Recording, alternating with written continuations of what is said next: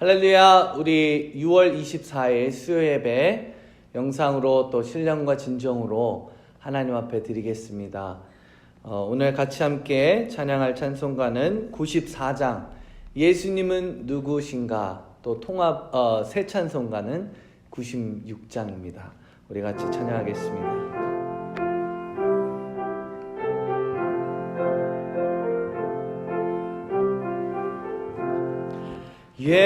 예수님은 누구신가?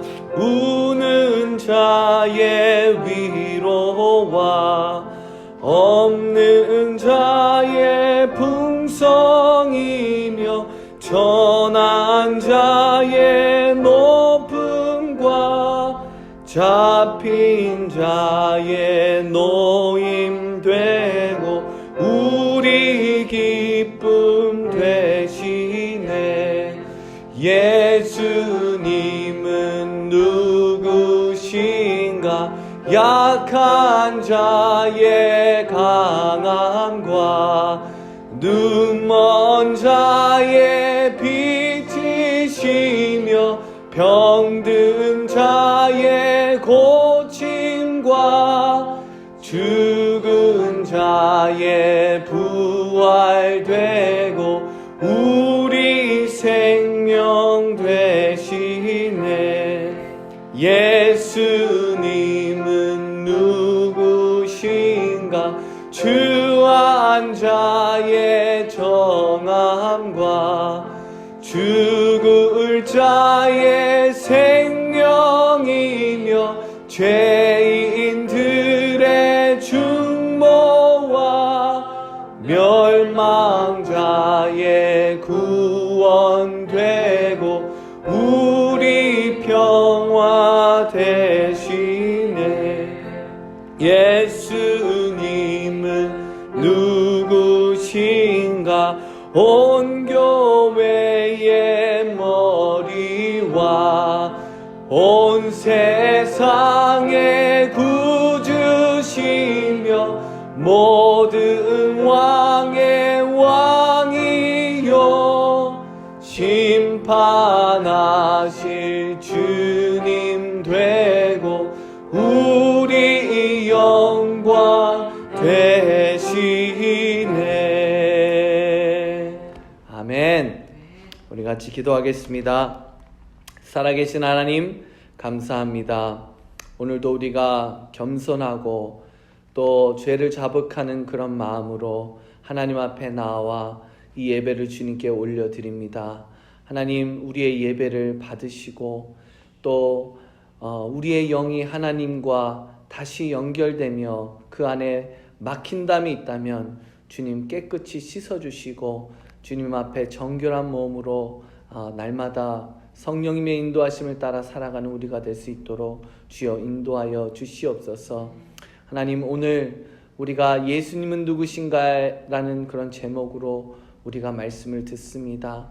정말 이 찬송에 부른 것처럼 우리의 생명 되시고 눈먼 자의 또 치유자 되시며 또 우리를 심판하시고 또 우리를 날마다 이끄시는 그 주 예수님을 우리가 알게 하여 주시고 그 주님을 찬양하게 도와주시며 삶 속에서 날마다 경험하며 살아가는 그런 우리 모두가 될 수 있도록 주님 인도하여 주시옵소서.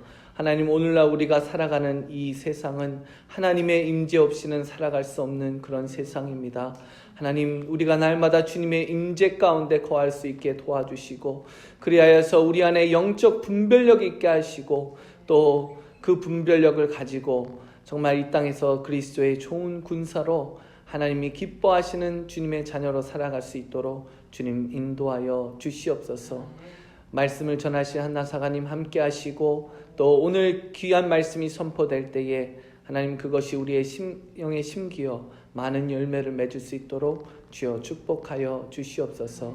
시작과 끝을 주님께 맡기오며 사랑에 많으신 예수님의 이름으로 간절히 기도드립니다. 아멘.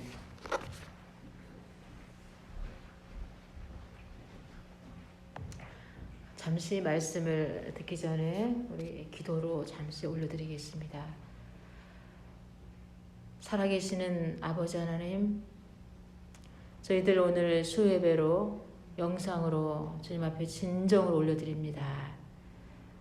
예배를 받아주시고 오늘 말씀이 선포되어질 때에 주님 성령님께서 원하시는 말씀만 선포되어지게 하시며 그 말씀을 통하여서 주님의 나라가 임하고 주님의 뜻이 이루어지고 주님의 백성들이 귀를 열고 들을 수 있도록 주님 허락하여 주시옵소서. 감사드리며 예수님의 이름으로 간청하며 기도 올려옵나이다. 아멘. 오늘 말씀은 예수님은 누구인가? 예수님은 누구시길래 관점을 어디에 두고 있는가? 예수님의 관점, 하나님의 관점, 거기에 대해서 우리가 오늘 말씀을 나누기를 원합니다. 오늘 마가복음 16장 15절 말씀 한 절만 제가 봉독해 드리겠습니다. 또 가라사대 너희는 온 천하에 다니며 만민에게 복음을 전파하라. 이 말씀이 저희들에게 오늘 허락하는 생명의 말씀입니다. 제가 이 말씀을 준비하면서 성령님 이번 수요일은 무슨 말씀을 가지고 주님 증거해야 됩니까?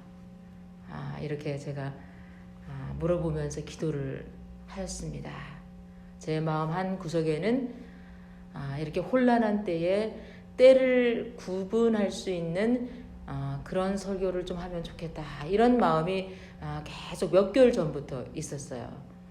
그런데 성령님께서는 때를 구분하는 거는 내가 구분할 거니까 너는 다른 말씀을 전하여라.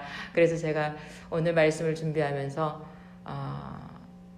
그렇게 하겠나이다 주님, 그렇게 하겠나이다 이러면서 오늘 말씀을 제가 준비했습니다. 그 만민에게 복음을 전파하라.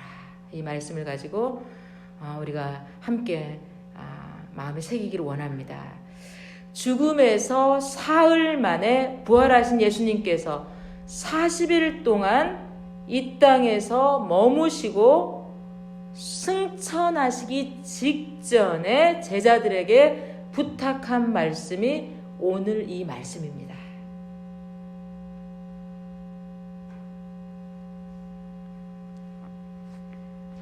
부활하신 예수님께서 제자들에게 주신 이게 사명인데요. 이 사명의 핵심은 복음 선포입니다. 여기에 하나님이 우리를 사랑하는 관심의 포커스를 우리가 알 수가 있고요. 또한 볼 수가 있습니다. 그러기 위해서는 그 예수님이 어떤 분이신지, 그분이 가지고 있는 관심과 그 마음이 어디에 있는지를 알기 위해서는 하나님과의 관계, 예수님과의 관계, 성령님과의 관계가 친밀해야만이 그분의 관점에 대해서 우리가 이해할 수 있고 또한 알아갈 수가 있습니다. 어찌 감히 우리 피조물이 하나님의 관심과 초점과 그거를 다 알 수는 없습니다. 알아가는 거죠. 이해하려고 최선을 다하는 거죠. 노력하는 거죠. 그러기 위해서는 그분의 말씀을 날마다 듣고 묵상하고 또한 공부하고 또한 기도를 통하여서 대화를 하고 물어보고 그러면서 그분의 관심과 그분의 마음이 어디에 있는지 그 초점을 맞추면서 사랑하는 관계가 되어질 때에 그분의 마음을 조금이나마 이해할 수 있고 또한 관심을 조금이나마 우리가 알아갈 수가 있게 됩니다. 요즘에 굉장히 유명한 책이 하나가 있는데 데일 카네기의 인간관계론, 이 책이 있습니다. 여기에 보면 인간관계를 성공적으로 하기 위해서는 어떻게 해야 되는지 그런 내용이 쭉 나옵니다. 여기에 첫 번째로 비난하지 마라. 두 번째로 진심으로 칭찬하라. 세 번째는 상대방의 입장에 서라. 저는 세 번째가 마음에 와 닿았습니다. 상대방의 입장에 서보고 상대방의 마음과 거기에 관심을 알게 되면은 그 사람과의 관계가 부드러워지고 형성을 하는데 친밀하게 되어질 수 있는 것을 우리가 신앙 안에서도 체험할 수가 있고 어떤 대인 관계에서도 우리가 체험할 수 있습니다. 이분 사람 관계에서도 그 관계가 친밀해지기 위해서는 상대방의 입장에 서보고 상대방이 무슨 생각을 하고 있는지, 저분의 꿈이 무엇인지, 저분이 계획이 무엇인지 여기에 대해서 관심이 있으면은 그분과의 관계가 친밀해지는 것을 볼 수가 있습니다. 그래서 상대편의 관심사를 읽어내는 사람은 대인관계를 잘 형성해 갈 수 있다고 이 책은 이렇게 자세히 설명하고 있습니다. 저는 개인적으로 참 맞는 말이다. 그렇다면 우리가 예수님이 어떤 분이시고 하나님이 어떤 분이시고 성령님이 어떤 분이시고 그분 삼위일체 하나님은 관심이 어디에 있으며 마음이 어디에 있는지 거기에 대해서 우리가 오늘 말씀을 나누기를 원합니다. 오늘 말씀은 하나님과의 관계를 친밀하고 잘 유지하기 위해서 어떻게 해야 하는지, 또한 하나님의 관심사는 오늘 말씀을 통하여서 본 것과 같이 만민에게 복음을 전파하라. 이 복음의 핵심은 한 영혼이 구원받을 수 있도록 너희가 복음을 전파하라는 그 하나님의 관심사가 여기 있는 것을 우리가 알 수가 있습니다. 이 관심사를 우리가 전체 말씀에서 다 알 수가 있는데 그 중에서도 탕자의 비유, 그리고 동전의 비유, 잃은 양의 비유, 이 비유를 통하여서 공통점으로 우리가 알 수 있는 것은 하나님의 관심사가 어디에 있는지 그거를 우리가 깨닫기를 원합니다. 여기서 보면 용서함도 또 무엇을 찾는 것도 이 모든 과정을 거쳐서 한 영혼이 구원을 받고 하나님 앞으로 돌아오는데 초점이 있습니다. 그래서 오늘 말씀 마가복음 그 16장 15절에 보면 이 하나님의 마음, 하나님의 관심, 예수님께서 복음을 전파하라고 그 승천하시기 직전에 제자들에게 부탁했던 그 말씀이 저희들에게도 부탁하고 있는 말씀인 줄 믿습니다. 제 이메일 주소를 제가 오늘 잠시 소개하기를 원합니다. 제 이메일은 그 구세군 이메일은 제가 정할 수가 없죠. 여기 정해준 대로 해야 되니까. 근데 제 개인 그 한메일닷컴은 hana069원@hanmail.com이에요. 그래서 제가 이거를 어떻게 항상 이 이메일을 쓰면 생각하냐면 뜨거운 열정을 가지고 come 069원을 내서 주님 앞으로 돌아올 수 있도록. 그래서 제 이메일은 아주 hana069원 hanmail.com 이렇게 쓰고 있습니다. 얼마나 그 우리가 하나님의 관심사, 그야말로 그분의 마음을 조금이라도 이해하고 또한 친밀하게 가까이 가기 위해서 우리가 노력하는 저와 여러분이 되어지기를 예수님의 이름으로 부탁을 드리겠습니다. 본문 말씀은 예수님의 승천하시기 직전에 제자들에게 마지막으로 분부하신 말씀인데 예수님께서는 지상에서의 사역을 다 마치시면서 제자들에게 오늘 당부하신 말씀입니다. 예수님의 마지막 당부의 말씀은 전도입니다. 이 전도의 개념을 우리가 좀 더 깊숙이 새기고 깊숙이 깨달아야 돼요. 단지 숫자가 증가하는 거에 있지 아니하고 단지 채워지는 거에 있지 아니하고 건물이 거대화되어지고 외부적으로 볼 때에 뭐가 이렇게 많이 늘어나는 데에 거기에 초점이 되어지기보다는 그 안에 앉아 있는 분들, 하나님의 백성들로 그분들이 영적으로 성숙이 되어지고 또한 하나님의 관점과 시선과 그분의 마음을 알아가려고 그렇게 최선을 다하면서 전도에 집중하고 있는지 이게 바로 영혼 구원의 초점이고 그리고 전도의 초점이고 부흥의 초점인 것을 우리가 알 수가 있습니다. 예수님께서 3년 동안 공생의 사역을 하면서 많은 사역을 했지만 우리가 3가지로 그렇게 흔히들 말을 합니다. Teaching, Preaching, Healing. 이렇게 사역을 하셨는데 가르치시고 또한 복음을 전파하시고 또한 연약한 자를 고치시고 이렇게 하시면서 사역을 하셨는데 그 모든 사역의 초점이 복음 전파에 있었고 영혼 구원에 있었던 것을 우리가 알 수가 있습니다. 디모데후서 4장 2절에 보면 때를 얻든지 못 얻든지 항상 힘쓰라. 너희 말씀을 전파하라. 때를 얻든지 못 얻든지 항상 힘쓰라.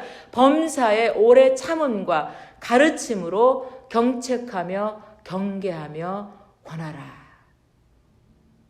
우리가 말씀을 전하고 전도하기 위해서는 우리에게 필수적으로 있어야 되는 게 오래 참는 것입니다. 끝까지 참는 것. 끝까지 참고 그러면서 참는 것으로 끝나는 것이 아니라 참는 가운데 가르침이 들어가야 돼요. 그냥 참는 것으로 끝나면 고통만 당하다가 그냥 끝나는 거예요. 그런데 참으면서 가르치는 게 계속 되어지고 또한 가르치면서 권하는 것. 그리고 이게 그냥 어느 시간이 되면 하는 게 아니라 범사에 날마다 우리가 숨 쉬는 동안에 해야 되는 것을 이 말씀은 그렇게 선포하고 있습니다. 타이타닉호가 침몰할 때 전도를 받은 한 청년이 있었습니다. 이 청년은 어떻게 전도를 받았냐면 존 하퍼 목사님이 부서진 나무 조각을 붙잡고 물 위에 이렇게 떠다니다가 어떤 청년하고 눈을 마주쳤습니다. 그랬을 때 이 목사님이 자네 예수를 믿는가? 아니요. 그리고 또 목사님이 물에 또 푹 들어갔다가 또 이제 쭉 올라와서 그 청년을 또 봤을 때 그렇게 얘기합니다.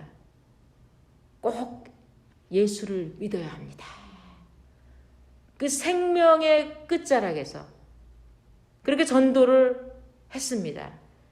그러고 나서 이 청년은 그 이후에 전도자가 되어서 간증하는 사람이 되어서 믿는 자가 되었다는 그러한 실화를 우리가 알 수가 있습니다.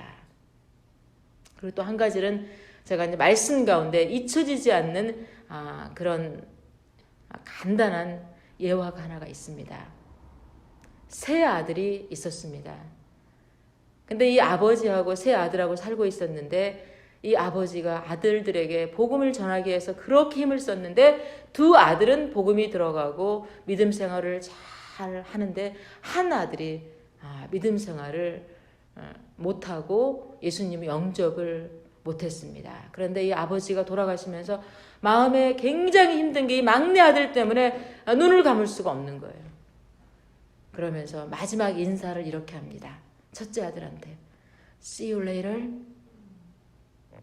둘째 아들한테 See you later. 셋째 아들한테 Goodbye. 아버지 왜 형들한테는 See you later 하면서 저한테는 Goodbye 해요? 너는 예수를 안 믿으니까 예수님 영접을 안 했으니 나를 어떻게 볼 수가 있겠니? 첫째하고 둘째는 예수님을 영접하고 우리가 믿으니까 다음에 만나는 보장이 있는데 너는 예수님을 영접을 안 했으니 내가 너한테 굿바이라고 인사를 할 수밖에 없지. 그랬을 때에 이 아들에게도 복음을 전하게 되는. 그래서 끝까지 눈을 감기 전까지 이 아버지의 눈을 감기 전까지 복음을 전하는 그 마음. 그리고 존 하퍼 목사님의 그 생명이 다하기 전까지 복음을 전하는 그 목사님의 마음. 이게 바로 그 하나님의 관점이고 예수님의 그 마음인 것을 우리가 알 수가 있습니다. 그렇다면 우리의 관심은 무엇인지, 우리 교회의 관심은 무엇인지, 이 어려운 세상을 살아가고 있는 우리 성도님들의 관심은 무엇인지 우리가 이 시간에 점검하고 깨닫기를 원합니다. 그 누가복음 15장 11절과 32절 말씀에 보면은 잃었던 아들의 비유, 탕자의 비유가 나옵니다. 죄인이 회개하고 돌아오길 바라는 아버지의 마음, 하나님의 마음과 관점을 자세하게 설명하고 있습니다. 이 누가복음 15장 11절과 32절 말씀을 제가 간략하게 이렇게 말씀을 드리자면 이러한 말씀입니다. 어떤 사람에게 두 아들이 있었습니다. 그런데 그 맏아들과 둘째 아들이 있었는데 그 둘째 아들은 아버지에게 유산으로 줄 것을 미리 받아가지고 그 물질을 받아가지고 본인이 원하는 곳에 가서 원하는 행동을 하면서 모든 가지고 온 돈을 탕진하고 어렵게 돼 먹을 것이 없어서 참으로 어떻게까지 어려워졌냐면 돼지 우리에 그 먹는 먹이까지도 주워 먹어야 되는 그런 상황까지 어려움에 처하게 됩니다. 그랬을 때에 아버지가 본인이 집으로 돌아가면은 아버지가 용서해 주실 거라는 그러한 마음이 있었습니다. 그리고 집으로 돌아와서 아버지는 계속 그 아들을 기다리면서 돌아왔을 때 안아주고 또한 잔치를 벌려주고 또한 축하를 하고 셀레브레이션을 하는 그러한 말씀이 여기 15장 11절과 32절 말씀에 기록이 되어 있습니다. 그런데 31절에 보면 이렇게 선포하고 있습니다. 이제 맏아들이 하는 이게 말이에요. 아버지의 살림을 창기와 함께 먹어버린 이 아들이 돌아오매 이를 위하여 살찐 송아지를 잡으셨나이다. 아버지가 이르되 예 너는 항상 나와 함께 있으니 내 것이 다 내 것이로되 이 내 동생은 죽었다가 살았으며 내가 잃었다가 얻었기로 우리가 즐거워하고 기뻐하는 것이 마땅하다 하니라. 여기에서 우리는 무엇을 깨달아야 되냐면 이 아버지의 관점과 아버지의 마음과 이 맏아들, 형의 마음과 관점은 다른 것을 볼 수가 있습니다. 이 말씀을 통하여서 저희들의 믿음 생활도 신앙 생활도 어떠한 상황에 처해 있을 때에 이러한 상황이라면 이러한 여건이라면 나의 관점과 나의 생각보다 주님의 관점과 주님의 마음이 어디에 가 있을까? 초점이 어디에 가 있을까? 이것을 생각한다면은 우리가 믿음 생활이 주님의 관점으로 돌아가게 될 줄 믿습니다.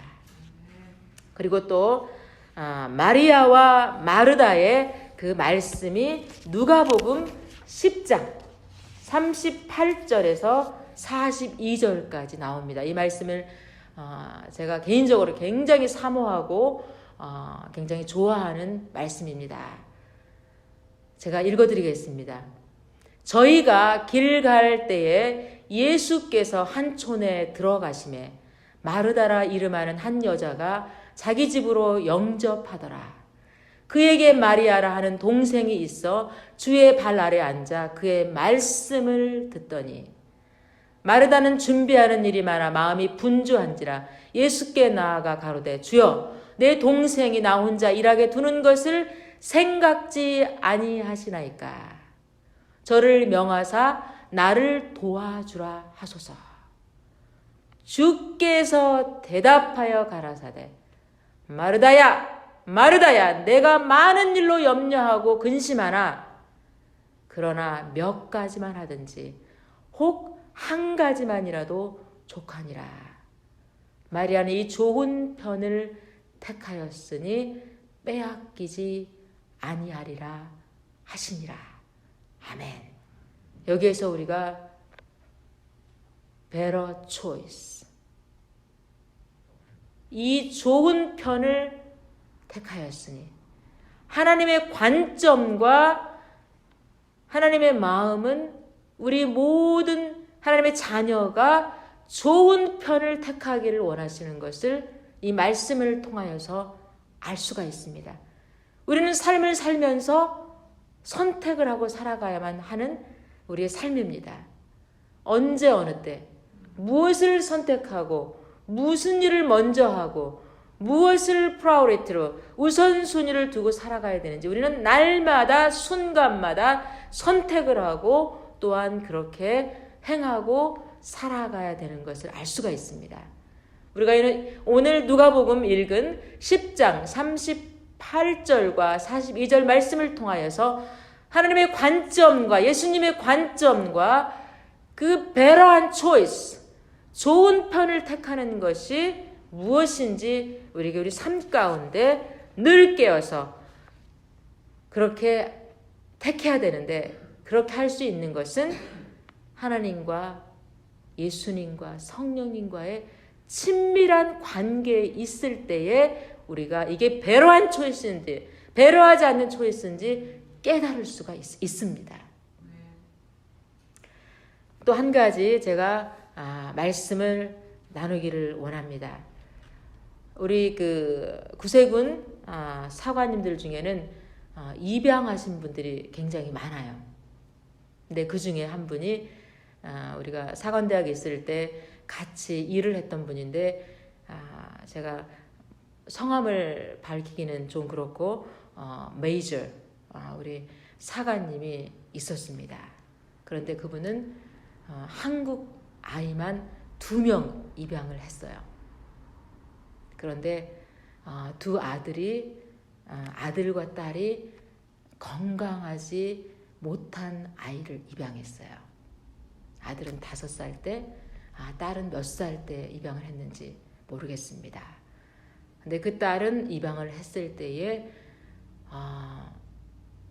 우리 한국말로는 잘 모르겠습니다. 여기 이렇게 그 뭐라고 얘기 언청이라고 그러나요? 갈라지는 거.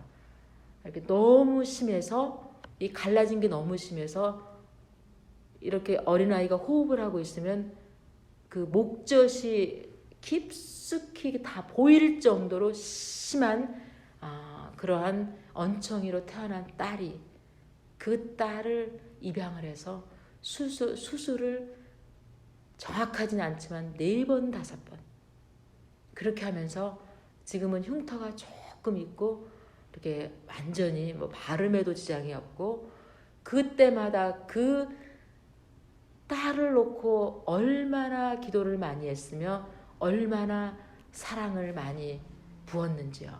그래서 지금은 결혼을 하고 아이가 있고 그 옆에서 은퇴하셔서 같이 살고 있고 RN으로 간호원으로 지금 일을 하고 있습니다.